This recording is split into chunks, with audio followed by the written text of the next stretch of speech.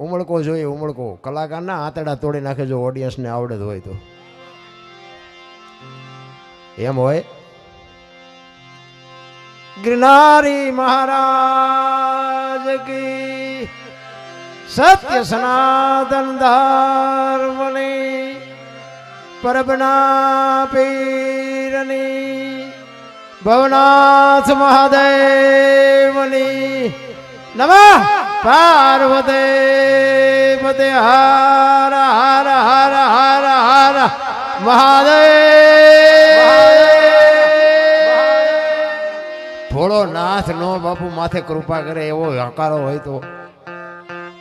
મને તો એ નથી ખબર પડતી કે સાધુ સંતો આટલું બધું મથે છે પણ સાંટો ચમ નથી પડતો. જો મારી વાતો અમુક હશે સાચી હો, કડવી લાગશે, હા, અને આમાં મારું જાજો ભાગ ખોટું જશે, કોઈ કોમેન્ટું બમેન્ટું ન કરતા.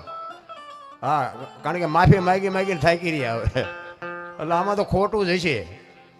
હા, સારું લાગે રાખવાનું, બાકી ડિલેટ મારી દો. રામ વનમાં ગયા હતા એ આખી દુનિયા કહે છે, એટલે હું કહું છું રામ ગયા હતા હું નહોતો. બસ ચોખીને ચટવાત. આ સાધુ સંતો બોલે છે ને એટલે એના ગાણા ગાય છે, બાકી ઇતિહાસ જેસલ કરતા ખરાબ છે મારો. હા, આ પહેલી વાર આ સ્ટેજ હાથમાં આવ્યું, અને આ હેલું નથી મિત્રો, હું કઈ કોઈ એવી વાત નથી કરતો, પણ આ સ્ટેજ સુધી આવવું ને, અને એમાં આ સ્ટેજ બહુ મોટી વાત છે બાપુ. એ તો કંઈક ગુરુ મહારાજની, કંઈક મારા મા બાપની કંઈક કમાણી હશે. આવા મહાપુરુષોની, આ બધા સંતો બેઠા છે એની બાપુ કંઈક દયા હોય, દયા. પાડોશી નથી સાંભળતા, જૂનાગઢમાં 18 કિલોમીટર અમને કોણ સાંભળે? એ સંતોની કૃપા છે રામ. માણસનો અવતાર મળ્યો છે ને, કંઈક મોજ કરી લેવાની વાત છે, બાકી કાંઈ છે નહીં રામ. એટલે જ મહાપુરુષો કહે છે કે માણા થઈ જાઓ, માણા. હા, અમે તો હમણાં એમ આવ્યા ને ઓલા જમાદાર ને બધા ઉભા હતા ને, તે માણે માણે કહેતા હતા આમ હાલો, આમ હાલો, આમ હાલો, ને એક ને કહેતા બધાને ન ખબર પડી જાય કે આમ જ હાલવાનું લાગે છે. માણે માણે કેવું પડતું હતું બોલો. મેં કીધું ઓલો 500 ઘેટા લઈને માલધારી નીકળ્યો ને એક ઘેટું આમ માર્ગે ચડાવે ને 500 ચડી જાય. ઘેટા કરતા બે જ છે, જોઈ તો આપણને ખબર પડે. પોલીસ ખાતું ગળે આવી ગયું, ગળે. તમે જોવો તો ખરા. આપણને એમ થાય કે પાછા વાતો એજ્યુકેટરનો સમય પાછો કે ભણેલા ગણેલા હોશિયાર ને બુદ્ધિશાળી. મને એમ થાય બુદ્ધિ બગડતી જાય છે, આમાં હોશિયાર જેવું કઈ લાગતું નથી. અરે માણસને જો ઉપયોગી ન થઈ શકે, માણસનો અવતાર જ ખોટો છે રામ. મને તો એમ થાય કે જીવે એવું આવ્યું ભલા. કેવો સમય મળ્યો છે. વાહન, મકાન, રૂપિયા, લોટા હવામાં ઉડે, વગર દોડે વાતું કરાય, હે હિલોળા કરે એવું છે. હવે આમાં જીવતા ન આવડે તો આંટો થયો એવું નથી લાગતું. છોકરા કાજુ બદામની ઓગેટ કરે, બોલો આપણને પારલે નથી ચડ્યું તોય રોવે હારા. આપણે મોજ કરવી છે. જો કે પિયુષભાઈ મિસ્ત્રી એની નાની ઉંમરમાં બાબુ જોરદાર સંતવાણીનો આરાધક કહેવાય. ને કે આવડા છોકરાને શું ખબર પડે ભજન જેમ ગાવાય, પણ ખરેખર ભજનનો બાદશાહ છે. આ છે એના, અને વખાણ કરવાનો મારો ધંધો જ નથી. પહેલી વાત જ વખાણ, હું સાચી વસ્તુ હોય તો જ સાચું કહું, બાકી મારે ક્યાં કોઈની પાસે કાંઈ લેવું. પણ ભજનાનંદી છે અમુક. અને ખરેખર આપણા આ સ્ટેજ ઉપર તો ઘણા બધા, હમણાં ભાઈએ વાત કરી એમ બધા ઘણા બધા કલાકારો આવી ગયા.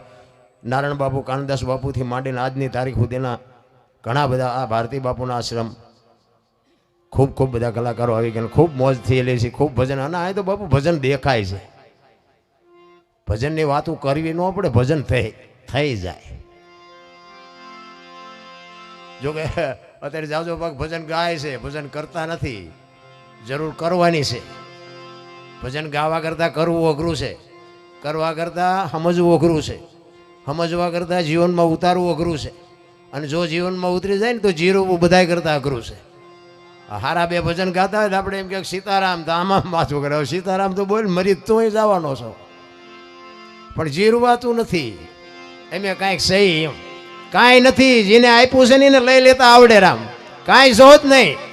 માણાને તમારો મારો જન્મ છે ને બાપુ, જન્મ થયો તેથી 2-2.5 કિલો ના હઈશું, અને માણા 60-80 વર્ષ જીવે ને મરી જાય ને શમશાનમાં લઈને હળગાવી નાખો, રેખ્યા ભેળી કરીને જોકો એટલે 2-2.5 કિલો થાય. કાંઈ છે નહીં. હું ઠેકડા ભરો ભલા ભલા. સમય મળ્યો જેટલું જીવાય એટલું મોજ કરો, આનંદ કરો. 84 લાખ યોની છે એવું કહે ને બધા. એમાં દાંત માણા એક જ કાઢી શકે. તમારે જોવું હોય જોવો ને, કૂતરા કાગડા ભેંસું ભૂંડા દાંત કોઈ નો કાઢી શકે. તમે કૂતરાને હારા મારું ખવડાવ્યું હોય ને તો પૂંછડી પટપટાવે, દાંત નો કાઢી શકે. ભેંસને ખાંડ ને ખડ ને સારું નાખ્યું હોય ને તો એક મજા આવી, પણ દાંત કાઢી શકે? દાંત માણા એક જ કાઢી શકે. ઈ જ અટી મણના થોબડા લઈને ફરે. અરે દાણા તમે કાઢો ને તો બીજા કોણ કાઢશે જો તમને ન આવડે તો? માણસનું એક જીવન જ બાપુ એવું આપ્યું છે. પણ આપણે છે ને હરિદ્વાર વાળા કે દ્વારકા જવું છે, સોમનાથ વાળા કે અરે કુંભમાં જુઓ, કુંભમાં હમાતા નથી, ઉપરા ઉપર ચડીને જેટલા મરી ગયા. આપણે એમ થાય શું ગોતવા ગયા હતા તમે? જ્યાં હતા શું અહીંયા? સાચું ક્યાં છે? હરિદ્વાર કે પાવાગઢ જવું, પાવાગઢ કે રણુજા જવું, રણુજા કે સોમનાથ જવું, તો પણ સાચું ક્યાં છે? સાચું તો મહાપુરુષો કહે છે કે તમારી અંદર, હમણાં ભાઈએ વાણી કરી હતી, આત્માને ઓળખ્યા વિના લક્ષ 84 નહીં મરે. રામ બાપુ ભજનમાં મહાપુરુષો કહે છે જીવનમાં તમારે તમારી માલિક ઓર જોવાનું. મને આ બેઠા એમાં ભગવાન દેખાઈ લો, તમને આ ન દેખાતું એ તમારો પ્રશ્ન છે, મારો પ્રશ્ન છે. મને એમ થાય હું બોલું છું ને મારો ભગવાન સાંભળે છે. તમને નો આ દેખાતું હોય તો અમે શું કરીએ? બસ આટલી જ વાત છે. જો તમારો મારો પ્રેમ હોય તો પરમેશ્વરને પ્રગટ થવું પડે, 100%ની વાત છે. એટલા માટે ઘણી બધી વાતો કરશું, પણ આપણે કલાકારો ઘણા બધા છે, કારણ કે આ તો મેળો છે. આમાં તો ઘણા બધા કલાકારો આવ્યા છે. મારી હારે હસમુખભાઈ ચાવડા, અહીંયા અમારે હળવદનું કોણ સારી સંતવાણી કરે, સરસ મજાની, એ પણ આવ્યા છે.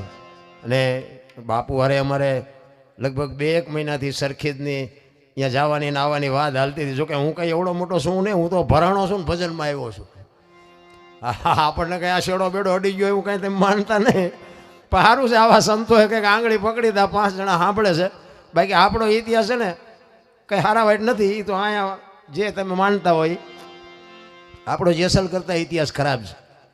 પણ આ ચારે બાજુ વંટોળિયા સડ્યા ને તે સારું થયું, આ સંતનો શેડો અડી ગયો ને ભાઈ, કામ થઈ ગયું. ને અત્યારે ઉપર વી ગયા હોત ને કામ માલપા હોત, તમારી ભેગા ન હોત. પણ સમય આવે ને વળાંક મારી જવાય. આ મારા અનુભવની વાત કરું છું કે સમય આવે ને વળતા ન આવડે ને એને માણા ન કહેવાય. સમય આવે ને વળી જવાય. એટલે સંતની ભૂમિ છે. અને એવો ગિરનાર મહાશિવરાત્રિનો મેળો, મેળો એટલે ભાઈ મેળે મેળે આવે ને મેળે મેળે વ્યા જાય, એનું નામ મેળો કહેવાય. આમાં કોઈને કાગળ લખવો ન પડે અને અહીંથી વ્યા જાવ એમ કોઈને કહેવું ન પડે, એનું નામ મેળો. મેળે મેળે આવે અને મેળે મેળે વ્યા જાય. એટલે સંતોની ભૂમિ છે.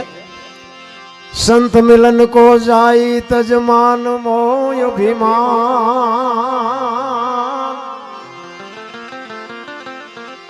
જો જો ભાવ આગે ધરો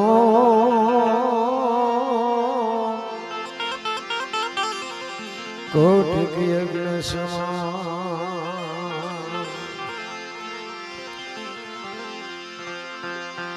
સંત સપોત ન તો બડા,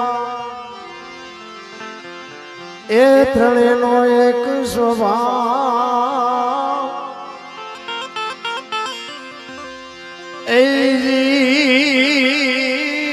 તારે પણ બોડે નહીં,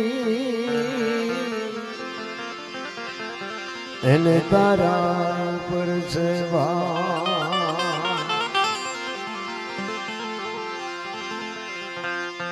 સદગુરુની દયા વિના,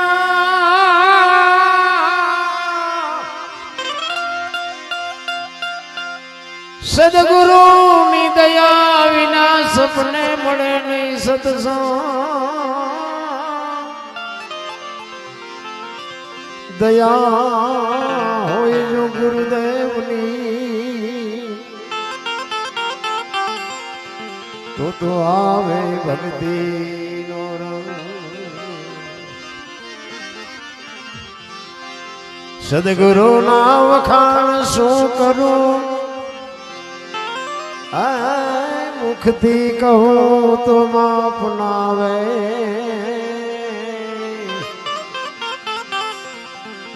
ઇન્દ્ર કુબેર જેનો પાર ન પાવે, 4 વેદ જેના એ ગુણ ગાવે.